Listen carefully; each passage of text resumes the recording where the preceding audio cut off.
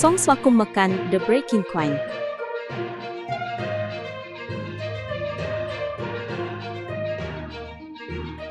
អ៊ុយក្រែនបដិសេធការឡោមព័ទ្ធទីក្រុងប៉ូក្រូសដោយកងទ័ពរុស្ស៊ី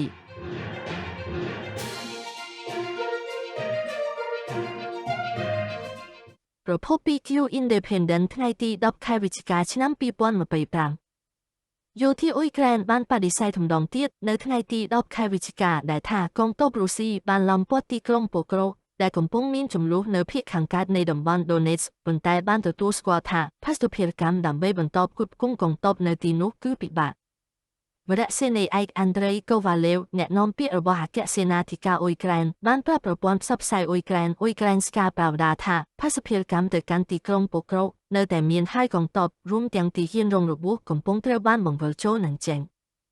ការអត្ថាធិប្បាយរបស់យោធានេះកើតឡើងនៅពេលដែលកងទ័ពរុស្ស៊ីខិតជិតតំបន់ប៉ូក្រូសរបស់អ៊ុយក្រែនដែលរួមមានប៉ូក្រូសនិងតំបន់មួយចំនួននៅភាគខាងត្បូងរបស់វារួមទាំងទីក្រុងជិតខាងមានណូរ៉ាតយោងតាមគេហទំព័រត្រួតពិនិត្យសមរភូមិអ៊ុយក្រែន Deep State កងទ័ពអ៊ុយក្រែនដែលស្ទើរតែត្រូវបានឡោមព័ទ្ធនៅមានចម្ងាយតិចជាង10 គីឡូម៉ែត្រដើម្បីរក្សាផាសុភារចូលទៅក្នុងតំបន់នេះ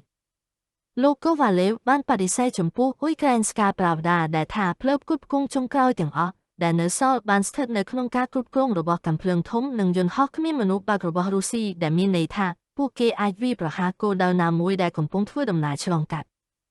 កម្ពុជាប្រតិកម្មរហ័សទី7បាននិយាយនៅថ្ងៃទី10 ខែវិច្ឆិកាថាកងទ័ពរុស្ស៊ីបានបើកការវាយប្រហារចំនួន132ដងនៅក្នុងតំបន់ប៉ូក្រូសក្នុងរយៈពេលមួយសប្តាហ៍កន្លងមកនេះដែលច្រើនជាងសប្តាហ៍មុនជិត 20% ការប្រយុទ្ធគ្នាដ៏សាហាវបំផុតកំពុងផ្ទុះឡើងនៅភាគខាងជើងនៃប៉ូក្រូសដោយតំបន់ឧស្សាហកម្មរបស់ទីក្រុងនេះស្ថិតនៅក្រោមការបាញ់ប្រហារដ៏ខ្លាំងក្លាបំផុត